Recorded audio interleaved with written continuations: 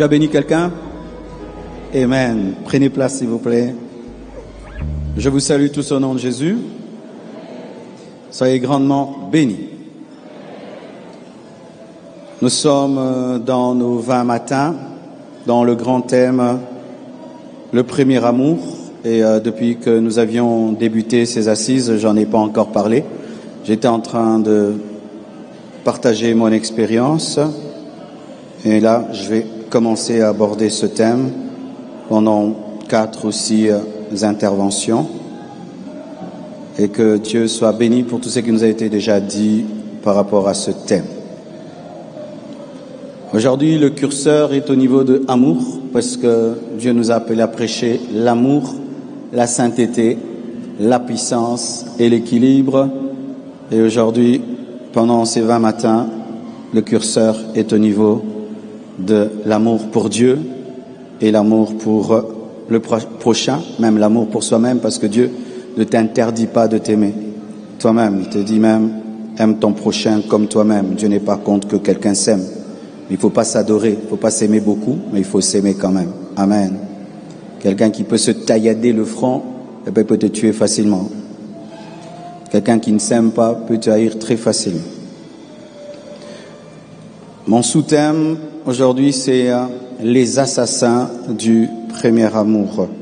Tu peux le dire à ton voisin de gauche, les assassins du premier amour, ton voisin de droite, ton voisin de devant, ton voisin de derrière, seulement ton voisin qui te sourit. S'il te sourit pas, tu le boudes aussi. Tu ne lui parles pas.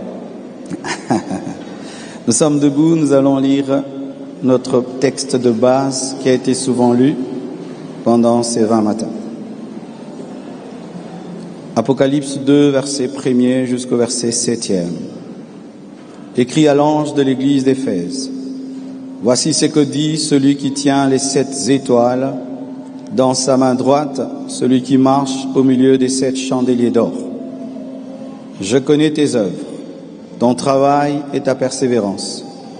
Je sais que tu ne peux supporter les méchants, que tu as éprouvé ceux qui se disent apôtres et qui ne le sont pas, et que tu les as trouvés menteurs, que tu as de la persévérance, que tu as souffert à cause de mon nom, et que tu ne t'es point lassé.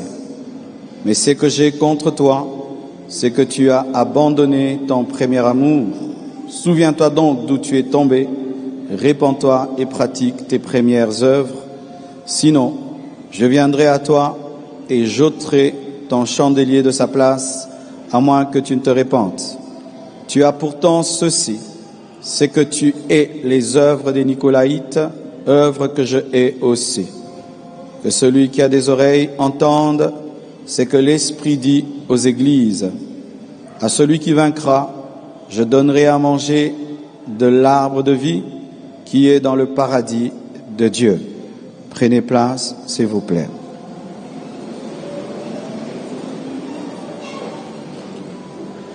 J'aimerais attirer notre attention sur le verset 5e. On dit, souviens-toi donc d'où tu es tombé, répands-toi et pratique tes premières œuvres. On ne parle pas des émotions, on ne parle pas des paroles, on parle des actions. L'amour peut se manifester de 3 manières, de 4, 5 même, parce qu'il y a 5 langages de l'amour. L'amour peut se manifester comme une émotion. Tu ressens quelque chose envers quelqu'un et quand on aime quelqu'un, on ressent quelque chose. L'amour se manifeste aussi en parole. Lorsqu'on aime, on dit à quelqu'un « je t'aime », on l'apprécie. Mais là, ce n'est pas le niveau ultime de l'amour. L'amour véritable se manifeste en action, en œuvre. Dieu a tant aimé qu'il a donné. Il n'a pas seulement dit qu'il nous aime, il n'a pas seulement ressenti de l'amour pour nous, mais il a donné. Œuvre. Et lorsque Jésus-Christ parle à l'église d'Éphèse concernant l'abandon du premier amour, il parle des œuvres. Reviens à tes premières œuvres. C'est-à-dire que le premier amour se manifestait par des œuvres qui avaient disparu. Pas par des paroles, pas par des émotions. Il est possible que je te dise que je t'aime avec ma bouche, mais je te hais. Aimer en parole, c'est tellement facile. Il est possible aussi que je ressente quelque chose pour toi, mais que dans mes actions, je renie ce que je ressens. Parce que certains peuvent avoir honte même d'aimer, d'avoir des émotions. Je me souviens quand on était enfant et que tu aimais beaucoup une fille, on la tapait souvent. Tu la tapes parce que tu l'aimes. Et les gens qui comprenaient ça, c'est « Ah, tu aimes cette fille, pourquoi là ?» Parce qu'à la récréation, tu ne fais que la taper. Les œuvres contredisaient l'émotion. Mais quand on aime vraiment, on agit. La dimension de la parole est facile. On peut faire le perroquet. On peut même être un poète. Mais dans les actions, on est totalement une contradiction. Dans le domaine des émotions, on peut être empirique sans agir. Lorsque Dieu nous parle du premier amour, il parle des actions. Des fois, les chrétiens sont des grands poètes. Je t'aime, je t'adore, tu es tout pour moi. Mais dans leur réalité, une contradiction totale. Certains se limitent à pleurer, à avoir des émotions, des tressaillements dans la présence de Dieu, et ils pensent que c'est seulement ça, aimer Dieu. Non. Aimer Dieu, c'est plus que ressentir et plus que parler. Au premier culte, lorsque j'ai pris la parole, la chorale chantait un cantique, en son nom, tout genou fléchi. C'était le cantique. Et les gens chantaient en ton nom, tout genou fléchi, assis sur leur chaise. Combien de fois nous chantons comme ça? Je me prosterne, on est debout. Je lève mes mains devant toi, on ne les lève pas. Donc je peux dire des choses et faire le contraire. Je peux dire que Jésus est Seigneur avec ma bouche, mais ma vie dit qu'il n'est pas Seigneur.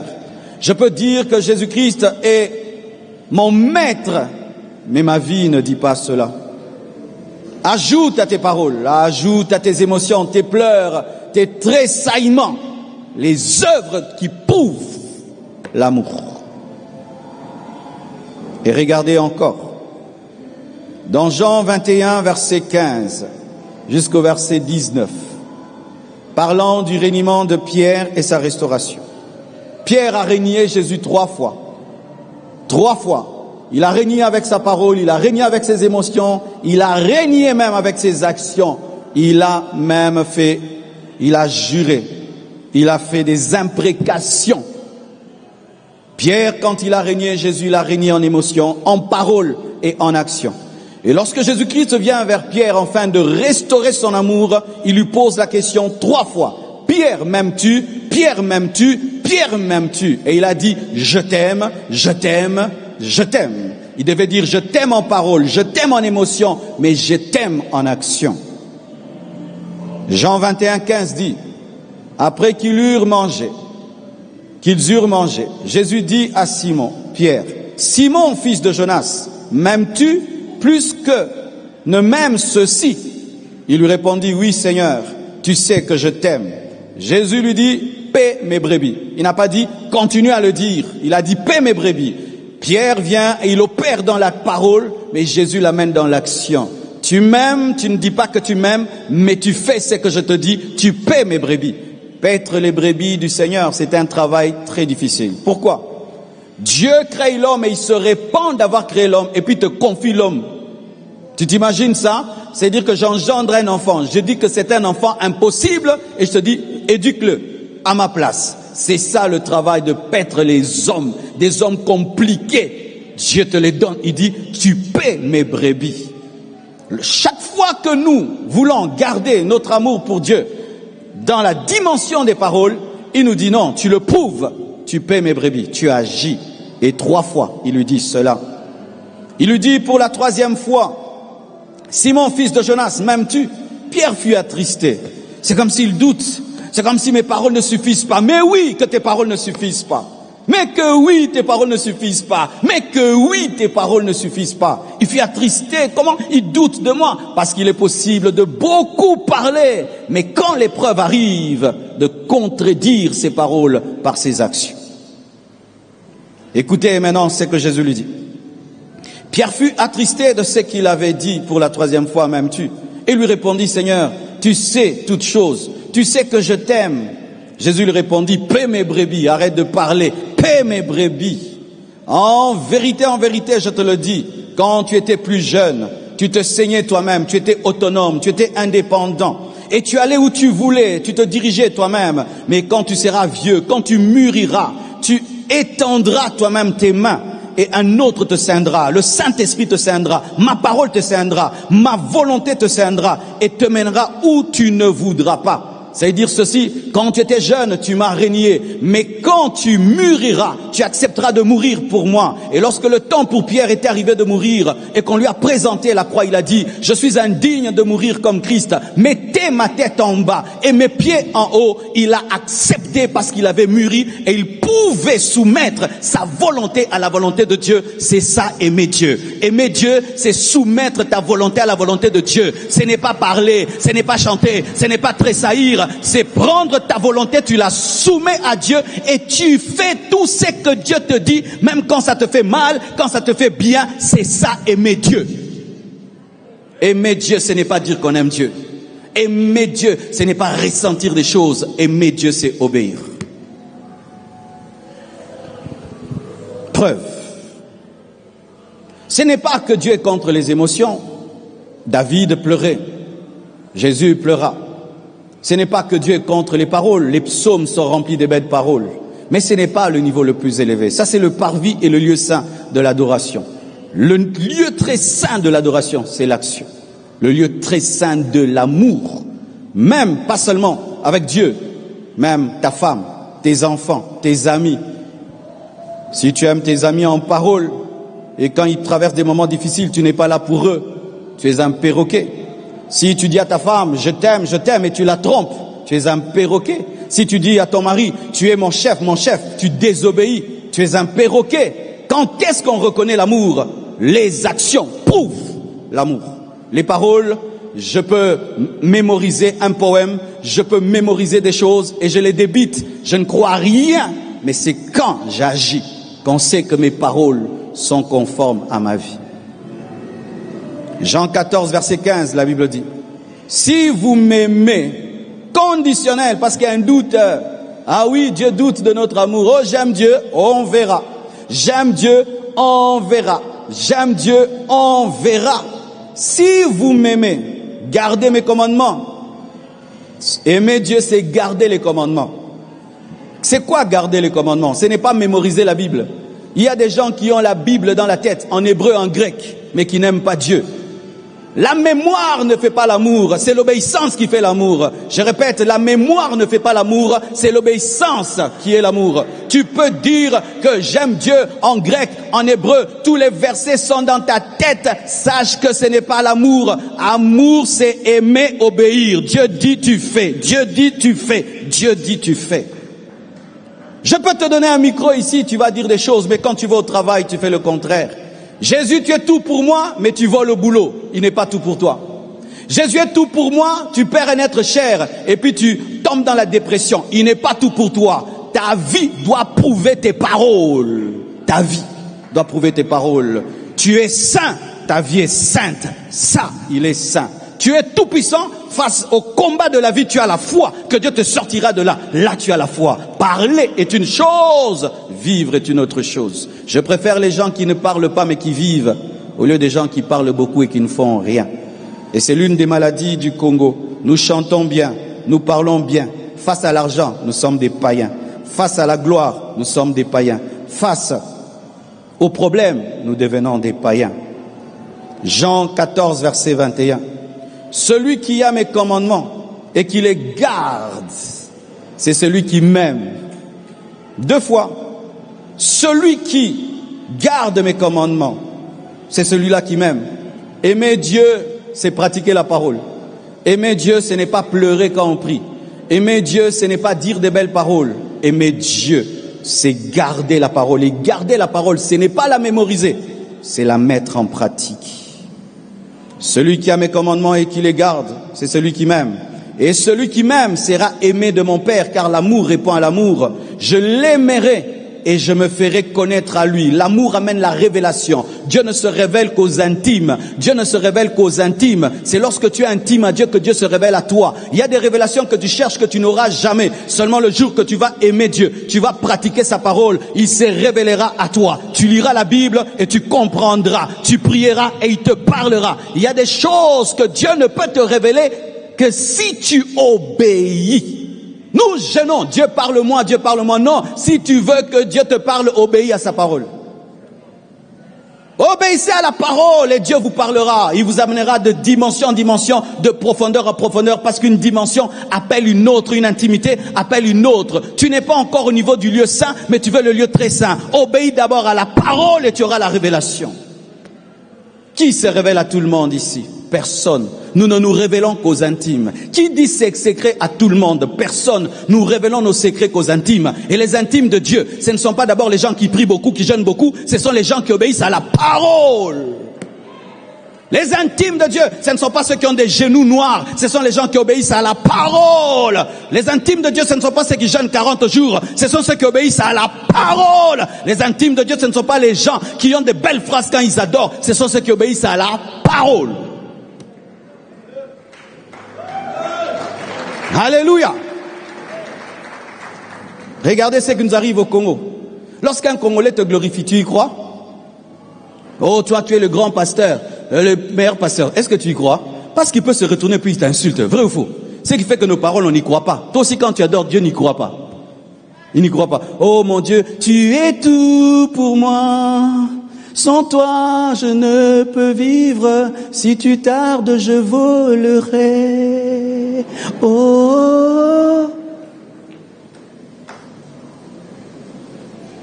je m'attends à toi. Et si tu tardes, je me débrouillerai, Seigneur. Agis vite. Mais c'est ce que tu fais, non? 3 ans, tu attends, la bénédiction ne vient pas. Tu te débrouilles, tu te sors de là. Mais tu dis que Dieu est tout pour toi. Non, il n'est pas tout pour toi. Quand tu parles, il rigole. Frères et sœurs, il y a des gens, quand ils adorent Dieu, disent tais-toi, tu mens.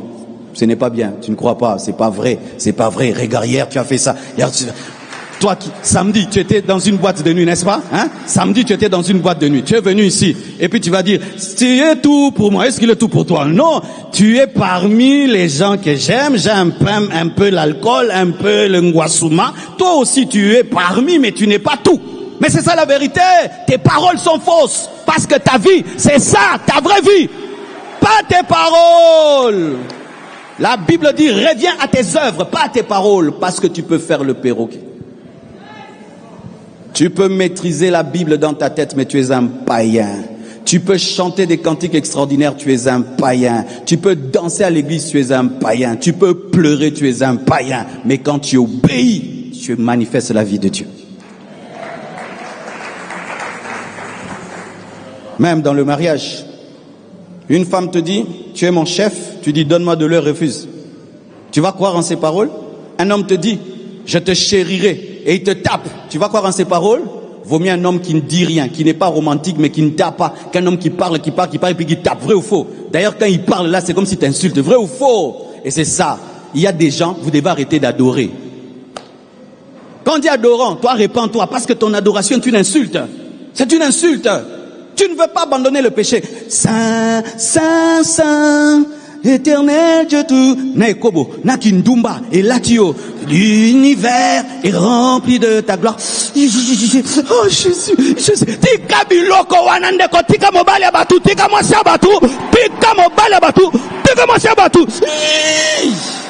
C'est pourquoi il y a beaucoup d'églises au Congo, mais le pays est par terre, parce que nous sommes des bons parleurs, mais nous ne sommes pas des pratiquants. Et voyez, mes frères et sœurs, quand vous voyez 3 versets qui disent la même chose, sachez que c'est une doctrine. La doctrine biblique, aimer Dieu, ce n'est pas ressentir des choses pour Dieu. Aimer Dieu, ce n'est pas parler la doctrine de la Bible. Aimer Dieu, c'est obéir. Aimer Dieu, c'est obéir. Aimer Dieu, c'est obéir. Aimer Dieu, c'est obéir. Aimer Dieu, c'est obéir. Jean 15, 10. Si vous gardez mes commandements, vous demeurez dans mon amour, De même que j'ai gardé les commandements de mon Père et que je demeure dans son amour. Jésus est un modèle d'amour. Et il dit que aimer son Père, c'est garder sa parole. Et c'est vrai. Si Jésus venait sur la terre, le Père dit, meurs pour l'humanité, il refuse. Est-ce qu'il aime le Père? Jésus a prouvé son amour pour le Père en acceptant la volonté amère du Père, disant, éloigne de moi de cette coupe, mais non point ma volonté, que ta volonté soit faite. Lorsque Jésus est mort à la croix, il a prouvé qu'il aimait le Père. Car c'était au Fils de mourir, pas au Père de mourir. Il a aidé le Père à te sauver. Le thème de mon message, c'est les assassins du premier amour. Qu'est-ce que le premier amour? C'est la première obéissance. Et les assassins du premier amour, ce sont les choses et les personnes qui tuent la première obéissance. Les choses, les personnes, les circonstances qui tuent la première obéissance. Hier, tu obéissais à Dieu, il parle une fois, tu agis. Il te montre un songe, tu agis. Tu as une vision, tu agis. On prêche simplement comme ça, tu agis. Tu n'as pas besoin qu'on cite ton nom, tu n'as pas besoin qu'on t'indexe. Tu comprends, Dieu veut ceci. Mais regarde aujourd'hui, pour obéir à Dieu, ça te prend des mois et des mois. Il faut que Dieu te frappe, il faut que Dieu te corrige, il faut que tu as baissé dans ton obéissance. David a seulement touché le pan de la robe de Saoul. Son cœur a tremblé, il a arrêté. Il n'avait pas besoin qu'on puisse gueuler sur lui. Quel enfant nous aimons? Tu dis arrête, il arrête. L'enfant qu'il faut taper pour qu'il arrête n'est pas obéissant, il n'a pas l'amour. As-tu toujours la sensibilité que tu avais, l'obéissance que tu avais, où les désirs de Dieu étaient des ordres pour toi? Quand Dieu désirait quelque chose, tu le faisais. Comme les guerriers de David, il a désiré boire l'eau d'une citerne. C'était un ordre pour eux. Est-ce que tu as toujours ce niveau de sensibilité dans les détails, dans les petites choses, où tu as maintenant une obéissance généralisée? Les hommes qui obéissent à Dieu, il y a des choses qu'ils ne font pas. Même si tout le monde les fait, ils ne les font pas. Parce que Dieu, dans la particularité de sa mission, lui a interdit une chose. Elle est bonne pour tout le monde, mais pour toi elle est mauvaise. Je connais un homme de Dieu, Dieu lui avait interdit de filmer ses services de puissance. Lorsqu'il commençait à prier, les paralytiques commençaient à marcher, il disait éteignez la caméra. C'était son obéissance. Où est le mal de filmer quand Dieu fait des miracles? Mais pour lui, Dieu ne voulait pas. Il voulait le garder loin de l'orgueil. Frères et sœurs, les assassins du premier amour, ce sont les choses et les personnes qui tuent notre première obéissance. Et aujourd'hui, je vais parler seulement de la gloire, en utilisant plusieurs termes. La gloire, les hauteurs, l'exaucement, le succès, l'aboutissement, la célébrité, la richesse, la bénédiction, les miracles, les dons spirituels, la révélation même de la parole, oui, la connaissance de la parole, peut enfler les responsabilités à l'église. Quand tu étais infidèle, eh ben, quel zèle tu avais pour obéir à Dieu. Depuis que tu es devenu ancien, tu es devenu diacre, quelqu'un à l'église, tout d'un coup, tu as perdu ton obéissance. Les miracles, les prodiges, le pouvoir, l'autorité, l'onction du Saint-Esprit, la reconnaissance des hommes, le confort, le luxe, ces choses ne sont pas mauvaises. Mais si elles deviennent le centre de ta vie, si elles créent un relâchement, une suffisance, une distraction, une idolâtrie, une compétition, de l'orgueil, le matérialisme, la mondanité, le refroidissement et le détachement, ces choses deviennent mauvaises. Prenez cette image. Le cep et les sarments. Jésus est le cep, la tige. Nous sommes les sarments. La tige ne porte pas les fruits. C'est la branche qui porte le fruit. Et lorsqu'une branche porte le fruit, cela équivaut à la bénédiction, à l'exaucement, à la gloire dans ta vie. Si une branche dit, comme j'ai porté du fruit, je n'ai plus besoin de la tige, qu'est-ce qui va arriver? La sève qui provient de la terre, des racines et qui passe par la tige, afin de donner la vie à la branche pour qu'elle ait du fruit, cette vie va s'estomper et l'arbre, plutôt la branche, va dessécher, se couper et elle n'aura plus de fruit. Chaque fois que tu as la gloire, chaque fois que Dieu t'exauce, chaque fois que Dieu te bénit, et tu décides de te couper de lui parce qu'il t'a béni, tu te comportes comme une branche qui se coupe de la tige parce qu'elle a des fruits. Alors que ce n'est que le premier fruit. Il y a d'autres fruits, et encore d'autres fruits, et encore d'autres fruits. Toi qui abandonnes Dieu parce que Dieu t'a donné un enfant, il y a un deuxième, il y a un troisième. Toi qui abandonnes Dieu pour des millions, il y a des milliards. Toi qui abandonnes Dieu parce qu'un paralytique a marché, il y a des morts qui vont ressusciter. Toi qui abandonnes Dieu parce que Dieu t'a donné un mari, il veut te donner plus. Et j'aimerais vous dire que vous n'avez pas encore vu, vous n'avez pas encore tout vu, vous n'avez pas encore tout vu, vous n'avez pas encore tout vu, vous n'avez pas encore tout vu.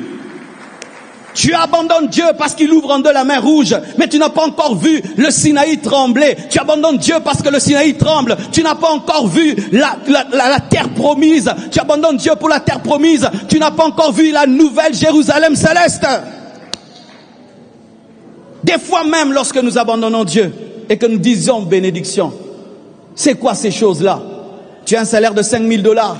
Et puis, parce que tu as un salaire de 5 000 $, tu trouves que tu es arrivé. Mais il y a des gens qui dépensent en une nuit, dormir seulement, dans une chambre d'hôtel 5 étoiles, 5 000 $. Ce qui t'enfle, lui le dépense en une nuit, rien que pour dormir sur un lit. La voiture, tu t'enfles pour une voiture, la voiture que tu trouves extraordinaire. C'est la voiture d'un domestique quelque part. La maison que tu trouves extraordinaire, c'est la maison même des chevaux. Pour quelqu'un d'autre, il met des chevaux dans cette maison. Tu n'as rien, tu n'as rien, tu n'as rien. Jésus est ton tout. Jésus est ton tout. Jésus est ton tout. Jésus est ton tout. Jésus est ton tout. Jésus est ton tout. La plus grande bénédiction de la branche n'est pas le fruit, mais la plus grande bénédiction de la branche, c'est la connexion à la tige. Je répète, la plus grande bénédiction de la branche n'est pas le fruit, mais la plus grande bénédiction de la branche, c'est la connexion à la tige. Ta plus grande bénédiction, ce n'est pas ta femme, ce n'est pas ton enfant, ce n'est pas ta voiture, ce n'est pas ta maison, c'est Jésus. C'est Jésus. C'est Jésus. Oh, je vais le répéter encore. C'est Jésus. C'est Jésus. Tu n'emporteras rien, mais tu emporteras que Jésus. Que Jésus, que Jésus, que Jésus, que Jésus, que Jésus. Si tu dois t'enfler, enfle-toi de Jésus. Glorifie-toi de Jésus, de sa mort, de sa résurrection, de son retour, de son nom qui est élevé au-dessus de tout autre nom. Si tu dois te glorifier, glorifie-toi de Jésus. Rien d'autre. Rien d'autre. Rien d'autre, frères. Frères et sœurs, j'aimerais vous partager l'histoire d'un homme qui peut nous aider à comprendre ce message, Salomon. 1 Roi 3, verset 3, la Bible dit. Salomon aimait l'Éternel et suivait les coutumes de David, son père. Seulement, c'était sur les hauts lieux qu'il offrait des sacrifices et des parfums. Le roi se rendit à Gabaon pour y sacrifier, car c'était le principal des hauts lieux. Salomon offrit 1000 holocaustes sur l'autel à Gabaon. L'Éternel apparut en songe à Salomon pendant la nuit, et Dieu lui dit, demande ce que tu veux que je te donne. Verset 9. Accorde donc à ton serviteur un cœur intelligent, pour juger ton peuple, pour discerner le bien du mal. Car qui pourrait juger ton peuple, ce peuple si nombreux? Cette demande de Salomon plut au Seigneur. Et Dieu lui dit, puisque c'est là ce que tu demandes, puisque tu ne demandes pour toi ni une longue vie, ni les richesses, ni la mort de tes ennemis, et que tu demandes de l'intelligence pour exercer la justice, voici j'agirai selon ta parole. Je te donnerai un cœur sage et intelligent, de telle sorte qu'il n'y aura eu personne avant toi, et qu'on n'en verra jamais personne de semblable à toi. Waouh! Je te donnerai en outre ce que tu n'as pas demandé, des richesses et de la gloire, de telle sorte qu'il n'y aura pendant toute ta vie aucun roi qui soit ton pareil. Ah, quand Dieu bénit, bénit bien. Alléluia. Et si tu marches dans mes voies conditionnelles, en observant mes lois et mes commandements, comme l'a fait David, ton père, je prolongerai tes jours. Parlons du premier amour de Salomon. Dieu vient vers lui, après une offrande de 1000 bœufs. Il n'a pas donné 100 bœufs, ni 10, ni 2. Pourquoi? Il est un roi. Un roi donne comme un roi. Un riche donne comme un riche. Un pauvre donne comme un pauvre. C'est après l'offrande que Dieu s'est révélé à lui. Mes frères, je crois en l'offrande. Je crois en la puissance de l'offrande. Et je crois que quand on aime Dieu, on donne l'offrande. Et on donne des grandes offrandes. J'aimerais te poser la question, quelle offrande tu as préparée aujourd'hui? J'aime Dieu. Quand tu vas au restaurant, tu dépenses $100, mais jamais à l'église tu n'amènes $100 et tu dis que tu aimes Dieu. Pour ton téléphone, tu peux dépenser $1000. Jamais tu n'as donné une offrande de $1000 et puis tu dis que tu aimes Dieu. Tu peux t'acheter une voiture de $50,000. Tu n'as jamais donné à Dieu $50,000 et puis tu dis que tu aimes Dieu. Tu t'es déjà construit une maison de $300,000. Tu n'as jamais donné à Dieu $300,000 et puis tu dis que tu aimes Dieu. Hier au restaurant, tu as dépensé combien? Hier à ta fête, tu as dépensé combien? $2,000, $3,000. Voilà ce que tu vas mettre ici. Tu vas mettre $2, tu vas mettre 1000 francs, tu vas mettre 500 francs. Et puis tu dis que tu aimes Dieu. À ta fiancée, tu donnes de l'argent en dollars, mais à l'église ici, tu donnes toujours en francs congolais. Et puis tu dis que tu aimes Dieu. Tu n'aimes pas Dieu. Ton offrande révèle ton amour. Ton offrande révèle ton amour. Vous tous qui donnez à Dieu des miettes ici, vous n'aimez pas Dieu. Comment tu peux dire que tu aimes Dieu? J'aime mes enfants, je leur donne le meilleur. C'est ça mon amour.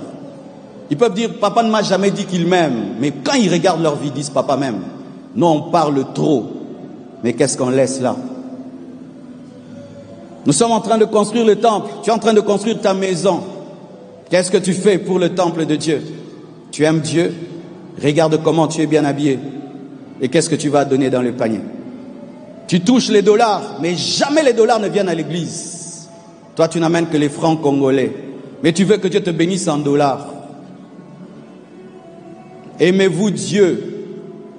Si on nous disait à chacun de nous de présenter son offrande, auras-tu l'honneur de présenter ton offrande comme tu as présenté ta veste? Tu aimes Dieu. Tu as un mari qui t'aime. Il ne te nourrit pas. Il ne t'habille pas. Il ne fait rien pour toi. Il t'aime, il ne t'aime pas.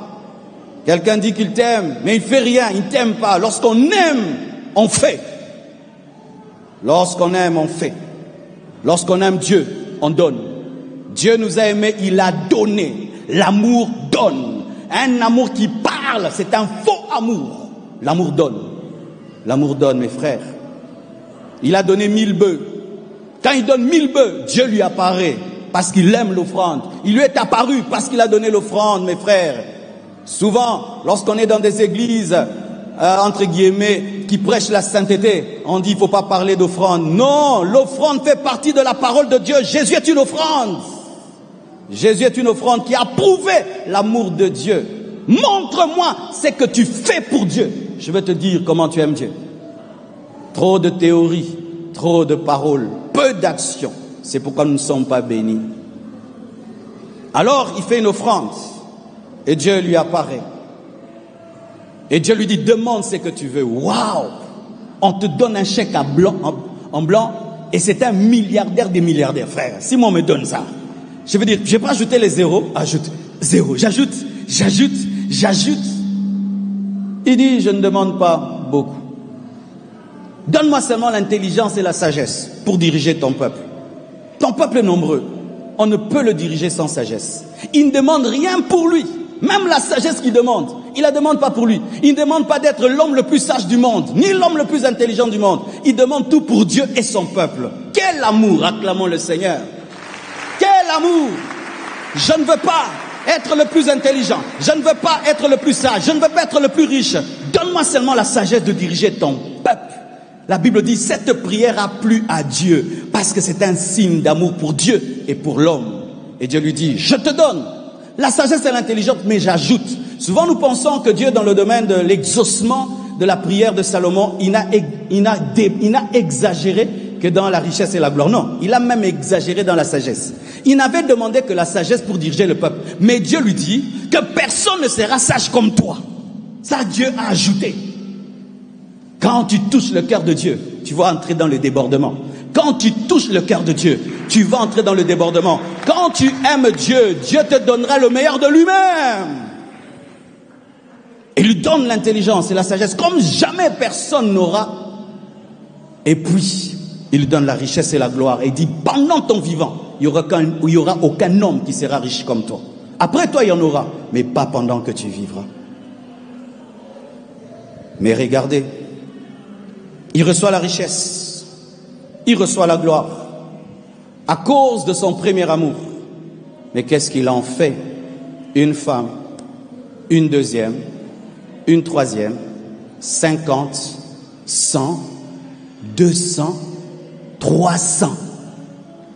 Et puis, une concubine, une deuxième, une 700 concubines. Et la plupart des païennes. Et la Bible nous dit, dans 1 Roi 11, verset 4, à l'époque de sa vieillesse, faites attention à la vieillesse. Souvent, Satan peut te chercher dans ta jeunesse lorsque tu es fort. Et il t'attend dans la vieillesse lorsque tu vas baisser les gardes pour t'attaquer parce que lui ne vieillit jamais. Nous combattons un démon qui ne vieillit pas. Nous combattons un ennemi qui ne vieillit pas. C'est pourquoi tu dois t'attacher à celui qui est éternel, qui ne vieillit jamais. Parce que toi, tu vas t'affaiblir physiquement. Tu peux même t'affaiblir dans ta moralité. Mais il y a quelqu'un qui est éternel. Connecte-toi à l'éternel afin d'avoir une obéissance permanente. Dans sa vieillesse, il a baissé la garde. À l'époque de sa vieillesse, ces femmes inclinèrent son cœur vers d'autres dieux. C'est-à-dire que pendant qu'il était jeune, même s'il avait des femmes étrangères, il résistait à l'idolâtrie. Mais dans sa vieillesse, comme il épousait des jeunes femmes et des jeunes femmes et des jeunes femmes, ces femmes ont fini par le vaincre et ont fait d'un adorateur de l'Éternel un idolâtre des démons. Quelle abomination, quel drame. Lisez Ecclésiaste, lisez Proverbes. Vous allez découvrir à quel point cet homme était sage. Mais comment avec une telle sagesse, tu peux commettre des abominations que même les enfants de l'écodime ne peuvent commettre? La gloire, l'exaucement, la bénédiction contiennent un danger.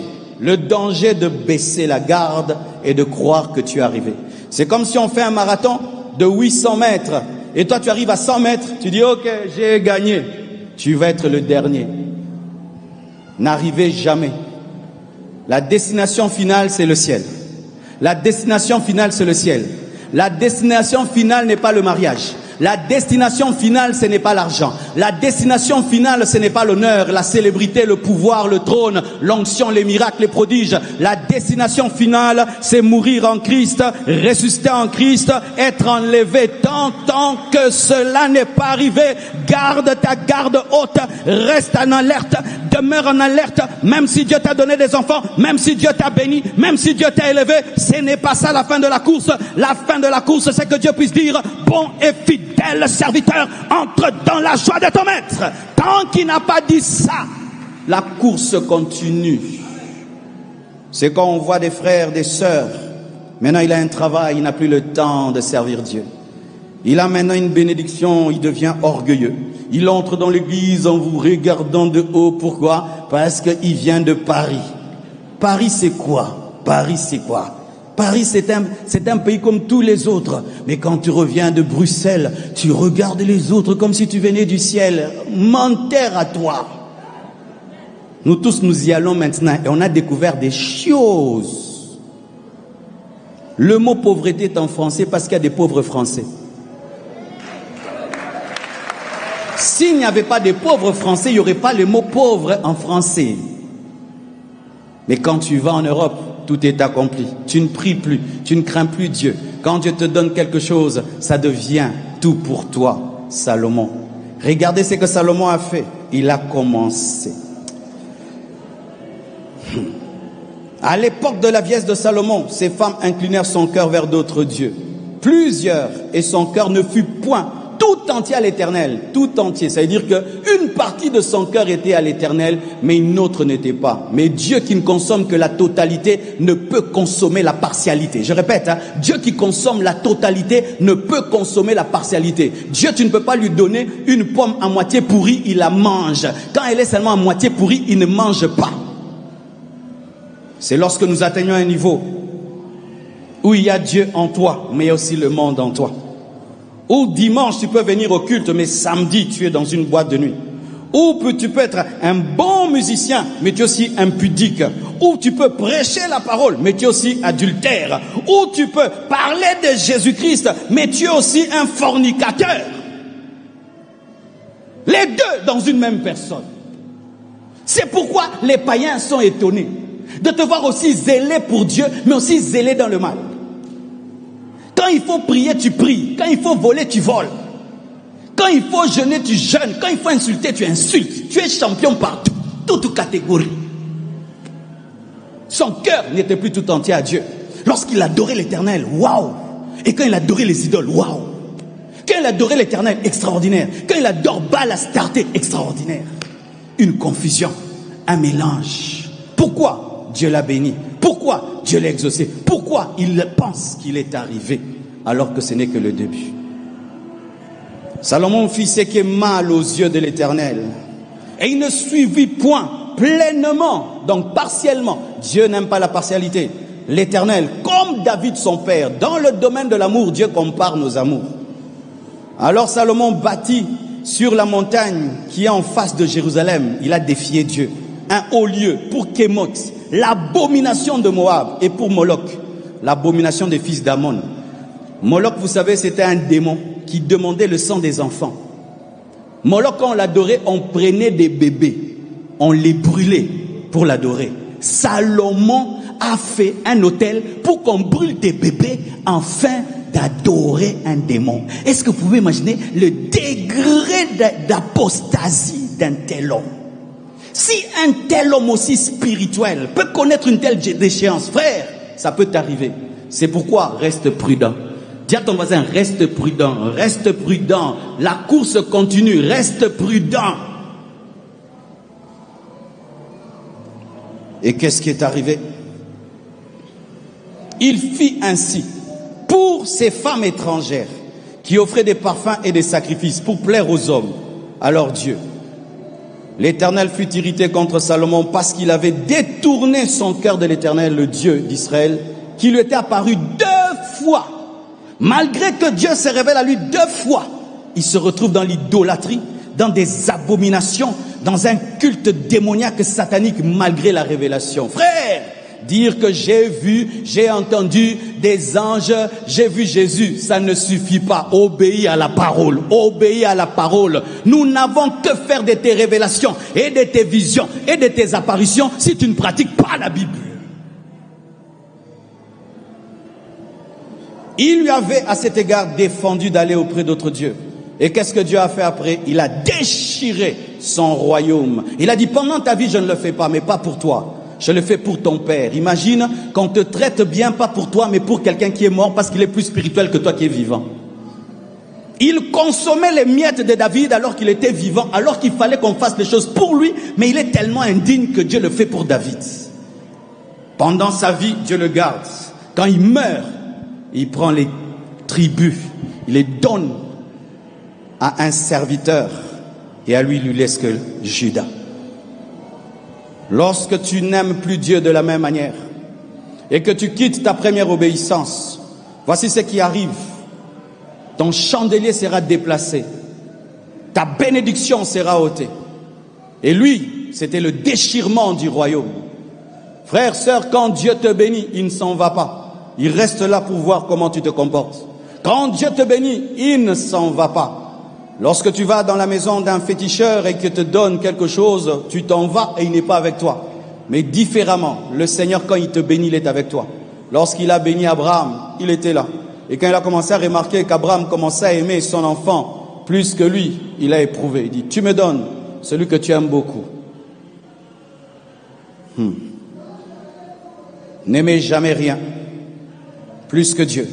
Même ce que Dieu donne n'a pas le droit de prendre sa place dans nos cœurs.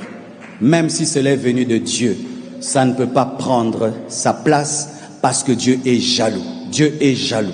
Dieu est jaloux. Nous servons un Dieu jaloux qui ne donne sa gloire à personne, à aucune chose, à aucune personne, à aucune circonstance. Nous servons un Dieu jaloux. Dis avec moi le Dieu jaloux. Dieu est un Dieu jaloux. J'aime les paroles de Paul à cet égard. Dans Romains 8, verset 38, la Bible dit, « Car j'ai l'assurance que ni la mort, ni la vie, ni les anges, ni les dominations, ni les choses présentes, ni les choses à venir, ni les puissances, ni la hauteur, ni la profondeur, ni aucune créature ne pourra nous séparer de l'amour de Dieu manifesté en Jésus-Christ notre Seigneur. La hauteur ne peut me séparer de Jésus, la profondeur, la puissance, rien ne peut te séparer de Jésus. La bénédiction, la malédiction, les épreuves, la gloire, rien ne peut te séparer de Jésus-Christ. Les choses difficiles, les choses faciles, les démons, les anges, rien, les ténèbres, la lumière, rien ne peut te séparer de Jésus. Que Jésus soit ton socle, qu'il soit ta base, qu'il soit ton leitmotiv, qu'il soit ta motivation. Ne viens pas à l'église pour te marier, ne viens pas à l'église pour avoir des enfants, ne viens pas à l'église pour avoir l'argent. Tu risques d'abandonner Jésus si ça vient ou ça tarde. Mais si tu es attaché à Jésus-Christ, qu'importe ce qui peut arriver, des bonnes et des mauvaises choses, tu vas être un chrétien 4x4 qui tient bon et qui tient bon dans la gloire et dans l'épreuve, dans le succès et dans l'échec. J'aimerais te dire que Dieu doit élever par la grâce et la force du Saint-Esprit ta révélation de la personne de Christ, afin que tu sois attaché à Jésus seul.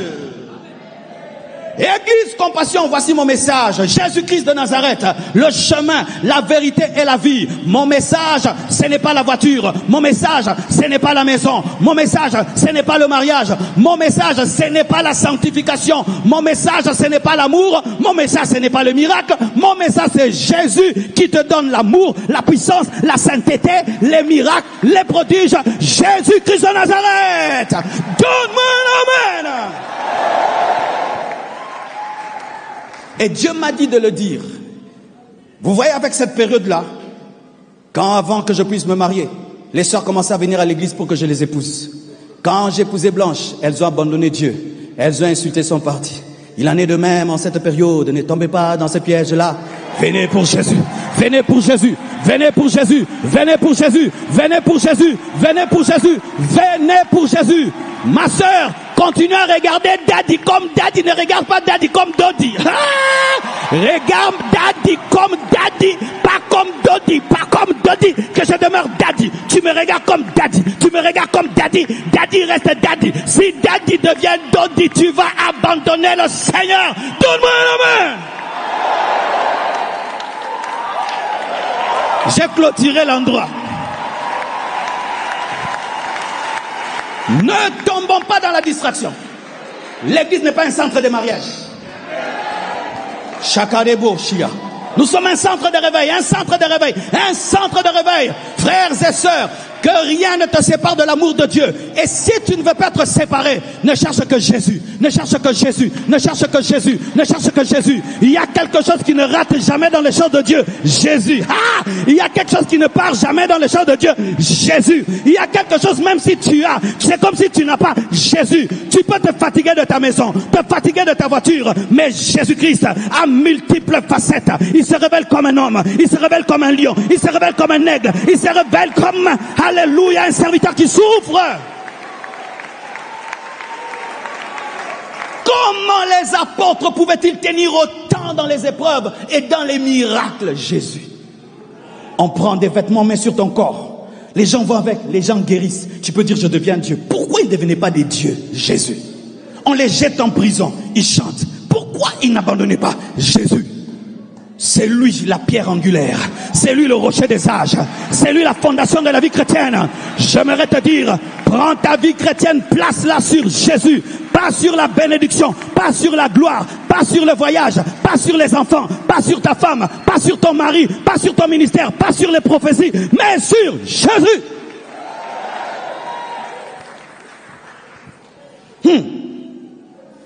Et quand tu places sur Jésus, tu deviens indéracinable. Tu deviens une maison stable et solide. Frère, si ce n'est que Jésus qui m'intéresse, si mon mariage tarde, ça me fait quoi? Rien. Si les enfants tardent, ça me fait rien. J'ai déjà Jésus. Et je me veux dire la vérité. Il n'y a pas de chrétiens qui seront bénis. Tout chrétien est béni. Je suis dans ta vie, mais je t'ai promis $100. Mais mon $100 ne vient pas encore. Qu'est-ce qui est important entre ma présence et mon $100? C'est ma présence. Tu as déjà Jésus. Les $100, c'est les matabis. Mais ce n'est pas ça la bénédiction. La bénédiction, c'est la personne de Christ. La bénédiction, c'est la personne de Christ. Vous êtes déjà bénis. Et que rien qui s'ajoutera ne puisse vous déstabiliser, parce que la vraie bénédiction, c'est une personne. Dis-moi amen. C'est pourquoi l'église primitive, plus on les persécutait, plus ils devenaient meilleurs, parce qu'ils étaient solidement enracinés en Christ. Paul n'a pas laissé des maisons, mais n'est pas mort en pleurant. Paul écrivait même des lettres, rien que pour qu'on lui amène un manteau. Le grand Paul, jamais s'est plaint de cela. Mais regardez cette génération que nous avons. Notre joie provient des biens matériels et des bénédictions et du succès, des followers, des vues, des j'aime.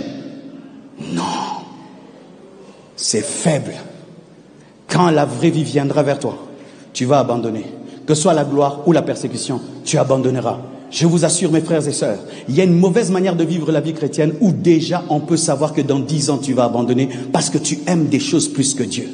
Ainsi, un prophète pouvait venir lorsque Salomon commençait à avoir la gloire et dit, cet homme va abandonner Dieu. Vous avez dit, non, il est sage. Non, il va abandonner Dieu. Regardez, il est en train d'aimer les femmes plus que Dieu. Et pour les femmes, il a abandonné Dieu. Si Salomon était demeuré pauvre, il allait avoir 1000 femmes.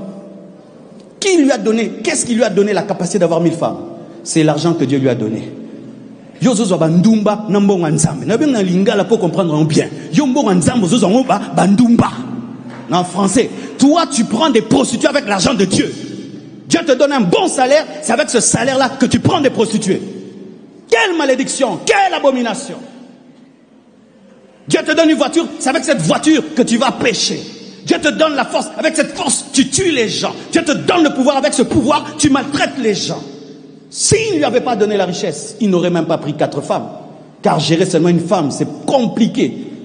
C'est avec l'argent de Dieu, avec l'accomplissement de la promesse, qu'il a détruit son engagement avec Dieu. Pambolangana pengwa. Ah oui, mes frères et sœurs, dans quel domaine de vos vies vous êtes en train de lutter contre Dieu? Dans quel domaine de ta vie? Toi, c'est la guerre avec Dieu. C'est là que tu dois fléchir et tu dois obéir à Dieu. Quand Dieu te dit de pardonner, tu pardonnes. Quand Dieu te dit de donner, tu donnes. Quand Dieu te dit d'abandonner, tu abandonnes. Quand Dieu te dit de faire, tu fais. C'est ça, aimer Dieu. C'est ça, aimer Dieu. Quand vous entendez des missionnaires qui ont quitté des pays riches, développés, qui sont venus servir Dieu ici, habitat à Bandal comme pasteur André Verneau, sa femme devait être infirmière à Ngaliema là-bas. Ça, c'est aimer Dieu. Dieu te dit de quitter Kinshasa, d'aller dans un village. Tu vas dans ce village et tu deviens missionnaire là-bas. Et là-bas, tu meurs, on ne te connaît pas, mais tu es content. C'est ça, aimer Dieu. Aimer Dieu, c'est se livrer totalement. Aimer Dieu, c'est devenir une offrande totalement donnée à Dieu. Aimer Dieu, c'est dire que tu ne vis plus. C'est celui que tu aimes qui vit en toi. C'est ça, aimer Dieu. Ce n'est plus ta volonté. Ce n'est plus je veux, j'ai décidé. Non, c'est que tu veux. C'est ça ma volonté. As-tu de volonté? Je n'ai pas de volonté. Ta volonté est ma volonté. C'est que tu veux, c'est ce que je veux. Regardez Jésus-Christ, le parfait modèle dans ce domaine. Personne d'entre nous n'a été autant exaucé que Jésus. Personne d'entre nous ne sera élevé et n'est élevé autant que Jésus-Christ. Mais regardez son attitude dans la gloire, dans le succès, dans la grandeur, dans l'éternité. 1 Corinthiens 15, 27. Dieu, en effet, a tout mis sous ses pieds. Mais lorsqu'il dit que tout lui a été soumis, il est évident que celui qui lui a soumis toutes choses est excepté. Et lorsque toutes choses lui auront été soumises, alors le Fils lui-même sera soumis à celui qui lui a soumis toutes choses, afin que Dieu, donc le Père, soit tout en tous. Apocalypse 11, 15 nous dit, le 7e ange sonna de la trompette. Il eut dans le ciel des fortes voix qui disaient, le royaume du monde est remis à notre Seigneur et à son Christ, et il régnera au siècle des siècles. Le Père et le Fils régneront ensemble parce que le Fils sera éternellement soumis. La soumission éternelle engendre le règne éternel. L'obéissance éternelle engendre le règne éternel. Après que tout lui sera soumis, il va se soumettre au Père qui lui a soumis toutes choses, afin de régner éternellement avec le Père. Si Christ règne d'éternité en éternité, c'est parce qu'éternellement il est soumis au Père. Si tu veux conserver ton chandelier à sa place, tu dois garder ta soumission au Père. Et se soumettre à Dieu, ce n'est pas d'abord s'agenouiller. Se soumettre à Dieu, c'est faire la volonté parfaite de Dieu par l'aide du Saint-Esprit. Car il est impossible de faire la volonté de Dieu sans l'aide du Saint-Esprit. C'est pourquoi tu dois naître de nouveau. Tu vois, quand je prêche comme ça, tu aimes ce que je dis. Mais si tu n'as pas le Saint-Esprit, tu seras incapable de te soumettre totalement à Dieu. C'est le Saint-Esprit qui vient nous aider à nous soumettre à Dieu, à Jésus-Christ. Je sens que je dois m'arrêter là en vous disant ceci. C'est bien de ressentir des émotions, c'est bien de parler, mais c'est mieux d'obéir. Que Dieu vous bénisse abondamment.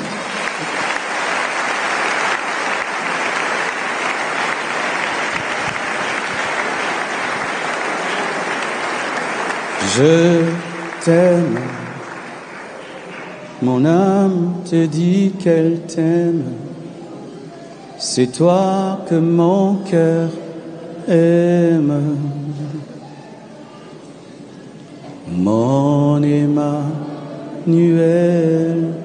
je t'aime.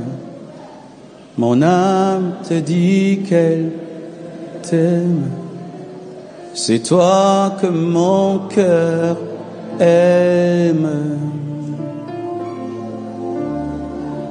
Mon Emmanuel, je t'aime.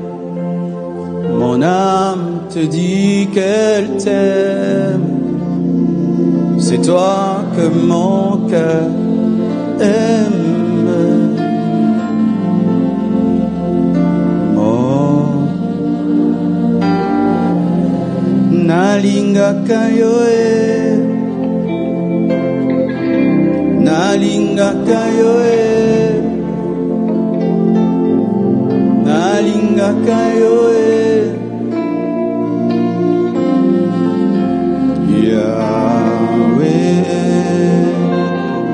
J'aimerais prier avec quiconque est conscient que dans un domaine de sa vie, il lutte avec Dieu. Tu t'es rendu compte que tu aimes Dieu en parole seulement, en émotion seulement, mais tu ne gardes pas la parole. Tu ne obéis pas. Tu ne te soumets pas à Dieu. De partout où vous êtes, je vous prie de vous approcher. Et nous allons prier ensemble. Tu as besoin de donner ta vie à Jésus ce matin? Diminuez le volume de la musique, s'il vous plaît, qu'on entende ma voix. Tu as besoin de donner ta vie à Jésus-Christ et tu te rends compte que tu aimerais bien, mais tu n'as pas la force. Viens, Jésus veut entrer dans ton cœur. Il veut te changer, il veut te transformer. Tu aimerais aimer Dieu, mais tu n'y arrives pas. Tu sens en toi une dualité, une contradiction entre le bien et le mal. Viens, le Saint-Esprit va t'aider. Nous devons cesser d'aimer Dieu seulement en parole. Nous devons cesser d'aimer Dieu seulement en émotion. Il nous demande de garder sa parole, d'obéir à sa parole, de demeurer dans son amour. Tu vas t'agenouiller avec moi. Prie le Seigneur selon la direction que te donne le Saint-Esprit. Prions. Seigneur Dieu de gloire, je te remercie. Je te rends grâce, Seigneur Dieu de gloire, pour ce message. Je te recommande tous ces hommes et toutes ces femmes qui se sont approchés afin de se soumettre à ta volonté parfaite. Je te prie de sauver, de changer, de transformer les vies par la puissance et l'action de ton esprit, car nul ne peut venir à toi sans être attiré. Seigneur Jésus-Christ, brise en nous toute rébellion, brise en nous toute insoumission, brise en nous, Seigneur, toute vie chrétienne d'apparence, sans profondeur. Donne-nous la maturité qui nous amène à nous soumettre à toi. Seigneur, que cette sémence sémée soit arrosée par ton esprit et puisse porter des fruits. Transforme, change, sauve. Délivre, révèle-toi. Au nom puissant et glorieux de Jésus-Christ, j'ai ainsi prié.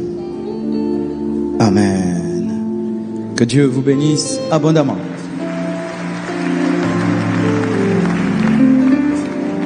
Amen. C'est Papa Talingano que je vois là. Wow. This is a surprise. Je suis dans la joie de recevoir Papa Talingano qui nous a visité ce matin. Wow. Vraiment, acclamons le Seigneur. Dieu aime la compassion. Même moi, je ne le savais pas. C'est parmi vraiment les pères de la francophonie.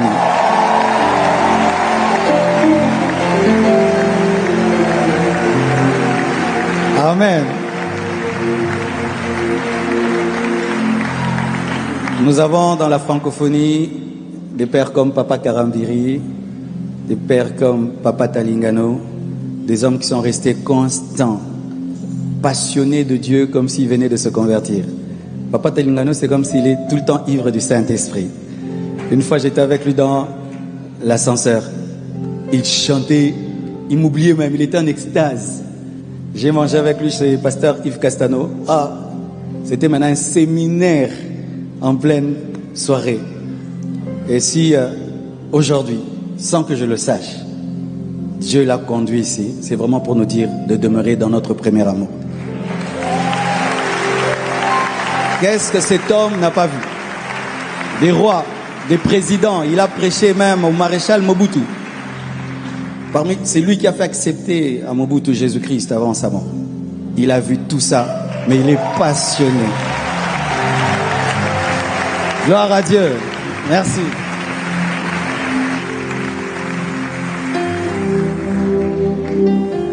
Acclame royalement Jésus. Les Dieux qui nous aiment et qui nous demandent de l'aimer. Il nous a aimés en premier. Nous l'aimons et nous l'aimerons toujours. Jésus pour Jésus. Aimer Dieu pour Dieu. Oh, que c'est merveilleux de voir ceci. Bénis le Seigneur par tes acclamations. Glorifie le Père. Oh Jésus.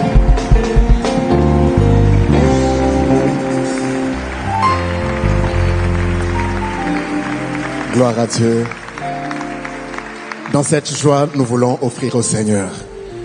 Prends une bonne offrande, comme on nous l'a si bien enseigné ce matin.